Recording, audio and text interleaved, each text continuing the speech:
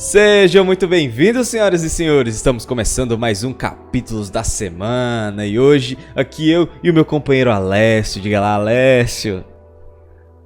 Olá, queridos e queridas. Estamos aqui mais uma vez. Hoje uma gravação sobre Boku no Hero um pouco mais raiz, né? Pra quem já acompanha a gente há muito tempo, lembra que no início era só eu e o Romulo falando. E, bom, hoje o André tá desfocado, tá... Pop tá com problemas técnicos lá dele, o microfone se lascou todinho. Quando ele voltar, volta nós três. É sim. É isso aí. Mas hoje, cara, tivemos aí ontem, né, foi que saiu o capítulo. Que capítulo, hein, cara? Um capítulo mais, tipo, mais do Hawks, né? A gente teve um conhecimento a mais aí de como foi a infância dele, de como foi todo o processo dele, de inspiração também pra se tornar um herói, cara. E aí a gente começa com um flashback aí do Hawks que realmente mostrou e tipo, contou muito de como ele era, cara. Quando tu tava vendo, Alessio, aquele pai abusivo, cara, muita gente passa por isso, né, hoje em dia, cara. Ah, sim, assim, eu não gosto de dizer isso, mas aquilo ali é bem mais normal do que parece. Infelizmente. Com certeza, principalmente assim, né? Porque ali a gente vê como é que pode dizer? Uma história, né? Que não tem negócio de baseados em fatos reais porque são super-heróis, enfim. Mas na vida real, pô, nossa, o tanto de casos, se você abrir o Google, o jornal, qualquer coisa, você vê que além de abandono de pais e agressões e pá, enfim. Ali nada mais é do que a realidade da sociedade. Infelizmente, tudo que a gente... É porque o Boku no Hero, apesar de ser uma sociedade de heróis, né? Ele retrata muito bem a nossa sociedade atual, né? A sociedade que a gente vive. Então, cara, o acréscimo de um background desse do Hawks, com esse nível de complexidade também, de tratar um assunto complicado, porque querendo ou não, homens abusivos, pra ser mais sincero, eles são uma coisa que ocorre muito facilmente hoje na sociedade, né? Então é um assunto muito delicado de se tratar, e principalmente na sociedade japonesa, que é uma sociedade extremamente tradicional, né? Tipo, eles têm muito aquela visão antiga ainda de o homem que provém e a mulher ela é submissa. Ainda bem que isso está mudando com os anos, mas ainda assim ainda é grande maioria no Japão, né? Então isso ainda é mais difícil ainda de tratar no mangá como o Boku no Hero, né? É uma visão bem antiquada, né? Bem anos, sei lá, 50, 40. Já estamos evoluindo graças aí à tecnologia e acesso à saber, informação, né, os direitos de também, cada né? Informação. Ainda bem que estamos a bons caminhos. E a gente cara, ali incrível porque o pai do Hal, né, com a mãe também são dois humanos, né? Em tese, né, pelo menos não deixou explícito que são duas pessoas que não têm poderes. E aí vem um filho com asas que ele vê ali na visão dele, né, e dos pais, uma mãe omissa e um pai falastrão, querendo ter uma velha visão que a gente acabou de passar, né? Ele meio que dá a entender que o moleque é uma aberração, que ele não deveria existir, não deveria ter nascido, porque o fato de ele ter nascido já é um problema, e aí comprova porque ele tem asas, que ele tem a individualidade dele, e que ele não pode usar, porque senão os pais, né? Na verdade só o pai, a mãe ela não é muito presente, assim, como mãe, né? Senão o pai vai passar por uma vergonha, ou vai ser humilhado. Bem bosta, né? A visão desse pai, né? Sendo bem honesto. Porque como a gente tava vendo, parece que a individualidade do pai dele não foi falado que era. Mas a da mãe dele parece que era alguma coisa relacionada a olhos, porque ela tem uns olhos que ficam assim, voando ao redor dela. Eu não sei ao certo o que era realmente a individualidade, mas sabe-se que a individualidade do Hawks ela se sobressai por conta de que visualmente, né, ela é muito mais presente, e talvez até o pai já soubesse do controle que ele tinha sobre a individualidade, né? E fora isso que era uma relação extremamente abusiva, não só com a mãe do Hawks, né, que a gente percebe ali que deu a entender de que talvez ela tivesse vários problemas psicológicos advindos dessa relação tóxica, né? Então pode ser que tenha se desenvolvido, e também entre ele e o Hawks, né? Ele não deixava o Hawks sair de casa, porque ele tinha de acordo com o que ele falou, no passado ele teve um trabalho que ele teve que matar alguém. E por isso ele tinha sempre medo de ser descoberto, né? Então, o Hawks, toda vida que o Hawks saía de casa, ele ficava: por que você saiu? Você foi me entregar pra polícia? Então, aquela pessoa que tava constantemente em alerta por conta das merdas que ele fez, né? No passado dele. Só que o Hawks, ele parece que era uma criança que não tinha emoções. O pai batia nele, o pai falava das coisas mais bárbaras, né, pra questão psicológica dele, e ele, tipo, só vivia, só continuava. Ele não tinha muita perspectiva. Só que a gente percebe que ele tinha uma admiração muito grande por heróis. E principalmente ele não acreditava que os heróis existiam. Justamente porque ele nunca tinha visto. Ele nunca tinha visto um em ação na frente dele. Era só algo que parecia na TV. Porque, querendo ou não, a sociedade dos heróis, ela é como se fosse algo superior, que estava ali numa casta diferente, que não estava presente na convivência das pessoas. E eu achei isso muito interessante. Porque, assim, né, o mundo de Boku no Hero, né, a sociedade, eles meio que julgam o fato de você ser diferente com poderes. E, cara, querendo ou não, é uma sociedade também de humanos, né, em sua grande maioria. E se você puxar pra realidade, provavelmente, né, os humanos também teriam preconceitos com aquele que é diferente, que tem poderes, ou então que parece algum bicho, que tem asas, enfim. Até aí não é muito, assim, anormal, né, no seu período de criança, principalmente, eles parecerem que são oprimidos, né, são reprimidos, na verdade. Enfim, as duas palavras cabem aqui. Mas eles não são, como é que eu poderia dizer, eles não podem se demonstrar a mais, porque eles vão ser subjugados, né, eles vão ser vistos como os feios, os estranhos. Então a gente vê aí que rola um preconceito muito grande. E o pior de tudo, cara, realmente o Hawks era só uma criança e não tinha apoio dos pais, né? Basicamente era ele por ele mesmo, não tinha irmão também. E, cara, aguentar tudo que o pai dele aprontou, pô, ele batia, né? Ele xingava, dizia que ele era um erro, dizia que ele era um problema. Realmente não me impressiona o Hawks adulto, né? Agora a gente vendo tudo que ele fez, né? Me impressiona ele não ser um lascado da cabeça, não ser um psicologicamente deturpado, né? Porque a infância é um período muito difícil, ainda mais não tendo apoio.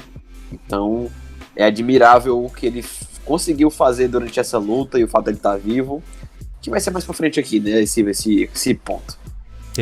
E algo que é interessante é que essa admiração que ele tinha pelo Endeavor, que coincidentemente gerou a salvação dele, né? Porque em um dia o pai dele sumiu, pegou um carro, foi tentar fugir, e quem prendeu ele foi justamente o Endeavor. E nesse momento, um herói que antes era algo que existia no imaginário do Hawks, né? Que ele só via nas TVs. Aconteceu que aquele que ele mais admirava foi aquele que prendeu o pai dele, né? Então libertou ele dessa vida complicada e essa vida horrível, né, que ele vivia, de opressão, de não poder fazer nada. Nesse momento ele percebeu que ele queria se tornar aquilo, ele queria ser aquela pessoa que salvava pessoas, né? Que libertava elas e dava novos ares, né? Para as pessoas terem uma vida melhor, né? Uma vida mais segura. E aquela cena dele com a mãe dele, né? Eles dois passeando pela cidade. E aí ela fala, tipo, meio que compra um brinquedo, só que ela pretendia comprar o do All Might, né? Isso. Aí tem uma plaquinha que o All Might é um pouquinho mais caro, ela falou assim, não, tá aqui o Endeavor, que é mais baratinho, é um herói também. Exato. Pô, ele ganha um presente, mano, e ele abraça que. Sabe quando tem a Mônica, né? A Mônica não tem um Sansão? Isso. Pronto, parecia muito o Sansão do Hawks, né? O Endeavorzinho lá. Exato. De pelúcia, cara. Muito forte, cara. E muito forte mesmo. Aquilo ali representou bem. Isso, e o interessante é que desde aquela época o Endeavor não era bem visto, porque o boneco dele tava em promoção. Sim. E do All Might não, entendeu?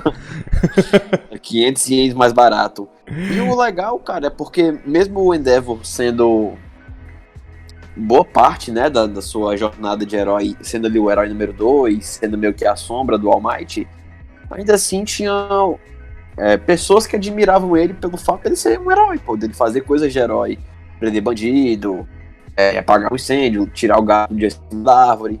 Então, muito bom saber que nem só o número 1 lá é mais querido, mais visto, o restante também tem o seu próprio público. Exato. E depois disso, dessa fuga, né, eles finalmente conseguiram... ele conseguiu entrar em contato com uma agência do governo que viu o potencial do Hawks e decidiu meio que adotar, se você pode falar dessa forma, adotar o Hawks, meio que abrigar, né? Então eles deram todo o tratamento para a mãe dele em prol do Hawks conseguir ser aquele agente secreto do governo que ele se tornou e foi de extrema importância, principalmente aqui nessa saga, né? E aí a gente vê que ele acorda e ele tá dentro do carro do Best Jeanist, né, cara? Então, ele tava ali, tipo, o Best Jeanist até fala, cara, eu pensei que você tava morto, velho. Por um momento eu pensei que você tinha morrido. Então, porque o Hawks tava muito mal e ele tá em processo de recuperação. E aí, Alessa, a gente tem não uma pista, mas uma explicação de como é que o Best Jeanist conseguiu passar despercebido pro Dabi, sendo que ele ainda estava vivo. Que foi justamente uma ideia do Hawks que levou ele para o Hospital Central e eles fizeram uma cirurgia para manter o Best Jeanist em estado de morto, só que ainda podendo ser ressuscitado posteriormente pelo Hawks. Cara, que nível de cirurgia! E foi o mesmo hospital que tratou o Hawks, né, cara, para poder manter ele vivo. Que, cara, complicado, viu? Foi um plano muito bem elaborado, viu? Muito bem pensado, porque poderia ser qualquer herói, convenhamos, né? Ele usou um que ele tem uma facilidade em prender, segurar ali os vilões e tal. E eu acho que, assim, essa ideia, né, se passou porque é o seguinte, o Hawks ali, querendo ou não, tava agindo como espião ali na Liga dos Vilões, né? Óbvio. Então eu acho que arrumar um herói morto, então matar um herói, era como se fosse uma prova de lealdade à turma lá do Shigaraki, né, do Liga dos Vilões. Então, obviamente, mais uma vez, né, o Correia, nas suas várias inspirações, né, digamos assim, de quadrinhos, de tudo que ele gosta desse mundo geek, ele arrumou só mais uma ideia, que se a gente pegar aqui, não foi a primeira vez que foi usada, não vai ser a última, obviamente, mas que foi muito bem trabalhada, porque ele arrumou uma explicação que não é assim tirada do ânus. Ele arrumou realmente uma explicação que faz sentido. Tipo, ele usou o poder de ressuscitação, né? Que os hospitais, ou então que aquele cientista maluco lá da Liga dos Vilões usa para ressuscitar os gnomos. E para deitar o Best Jeanist, né, fingir que tá morto, um coma, sei lá. Basicamente ele usou a mesma coisa que usa para fazer com que os gnomos pareçam que estão mortos, né? Hibernando, sei lá. Então, e o interessante é que o Best Jeanist iria ser usado como um dos experimentos, né, cara? Se ele não tivesse libertado ele a tempo. Exato. Ia ser ali o próximo ratinho de laboratório daquele velho maluco.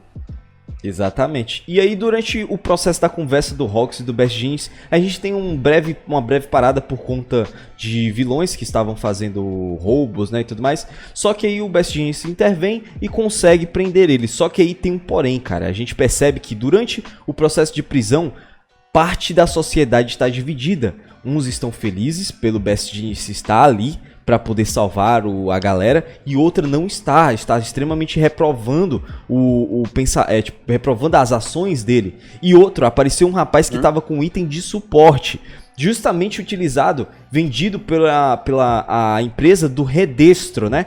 Que ele fazia esses itens para as pessoas normais poderem se defender sem precisar utilizar seus quirks, né? E aí o que acontece?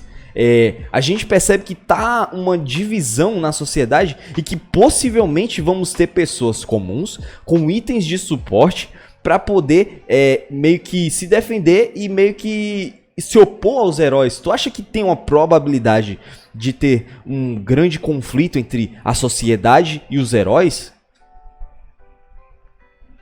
é aquela, né? O, vamos dizer assim, que os heróis da vida real, assim, eu tô botando em muitas aspas, tá bom? São as pessoas que têm armas, digamos assim. Vou botar aqui uma situação hipotética, bem hipotética. Pessoas que têm armas podem fazer coisas de heróis, como fazer coisas de vilões. Assim como a sociedade se armar, ela pode fazer coisas de heróis, como também pode fazer coisas de vilões. Ou basicamente também pode só confrontar os heróis ou não, né?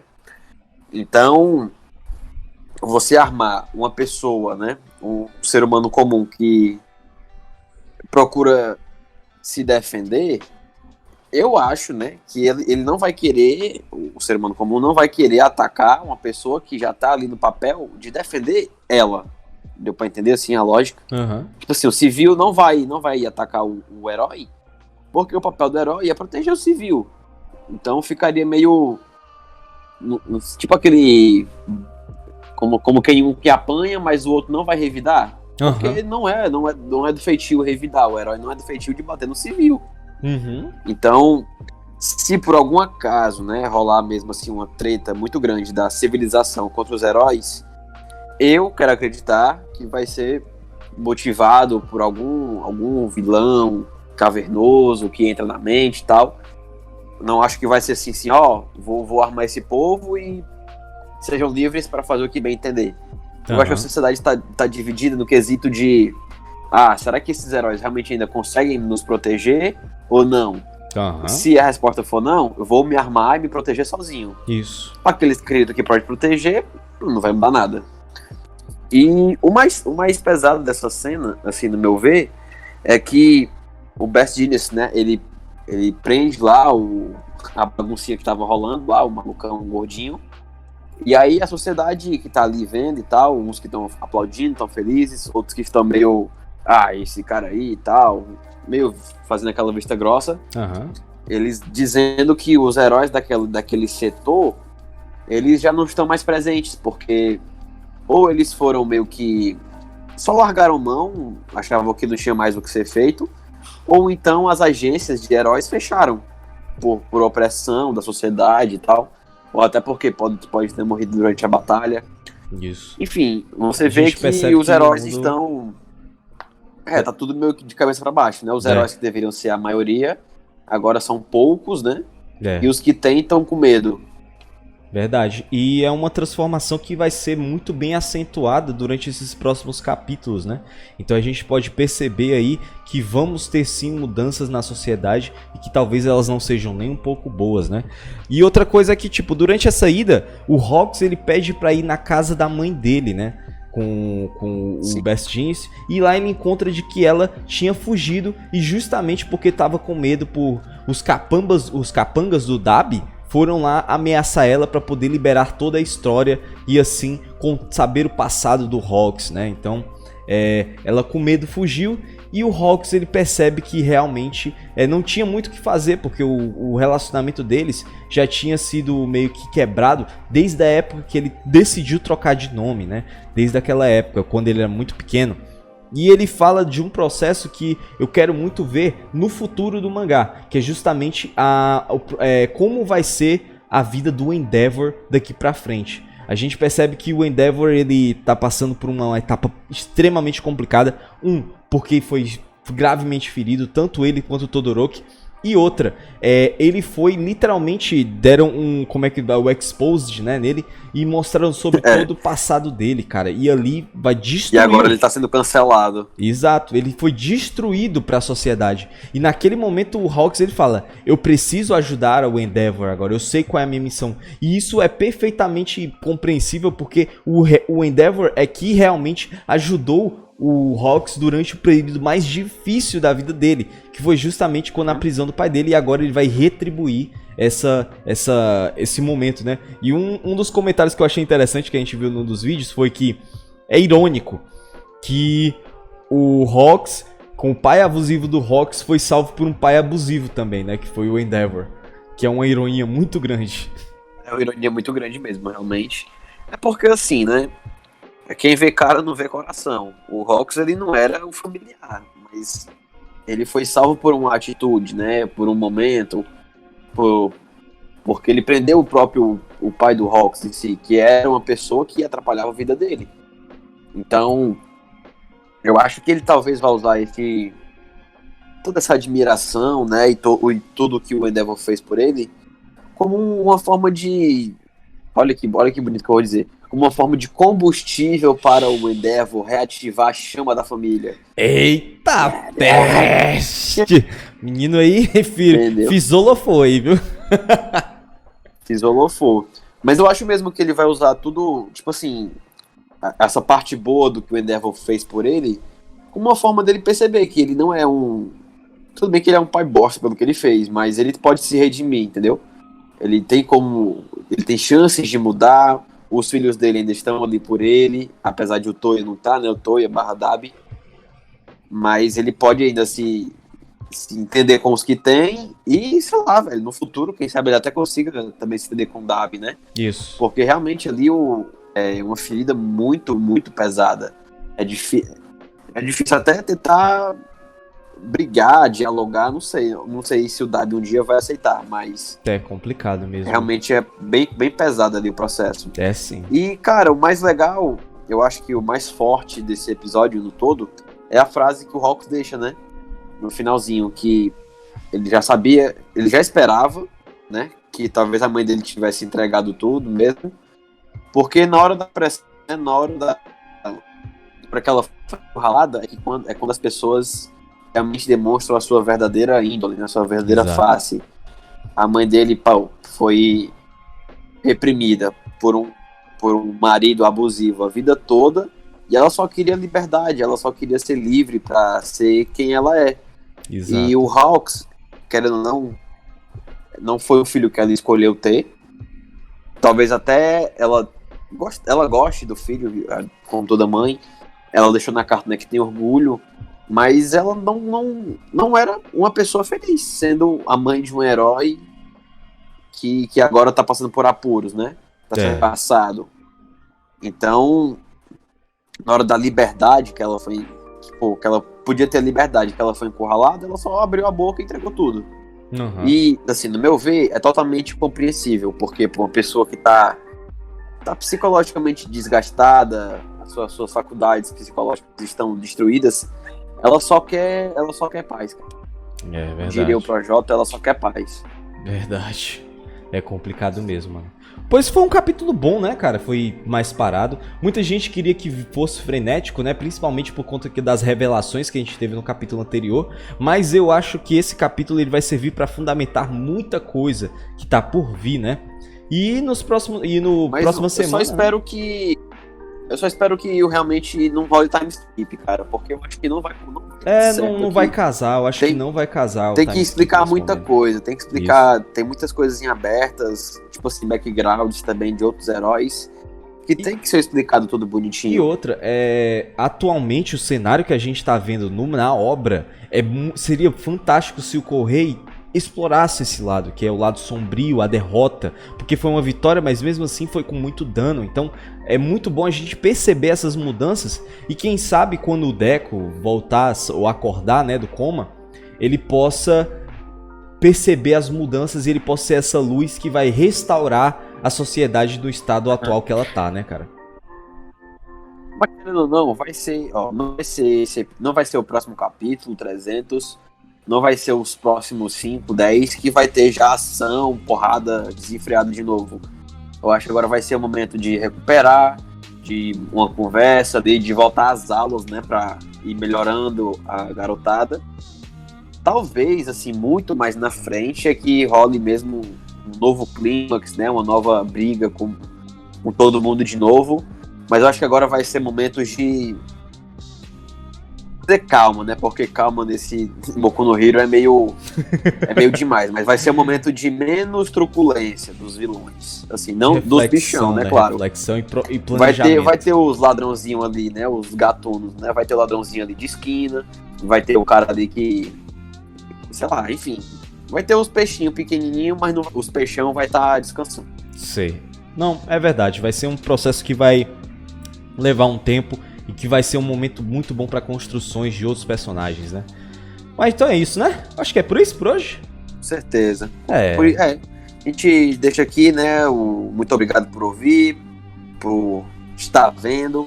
Deixa quem quiser e puder, né, deixar aquele likezão show, se inscrever no canal e saiba que esse final de semana a gente ainda vai trabalhar bastante, porque tem episódios de Jujuba Kaisen, Shingeki no Kyojin, One Piece. Nossa, tem muita coisa ainda pra falar esse final de semana. Fora que a gente deixou da semana passada acumulado, né? Ora não. Então tem que... Frau, vai ser em dobro. Vai ser pancada, vai ser pancada. Então é isso, gente. Muito obrigado por você que assistiu até aqui e até a próxima.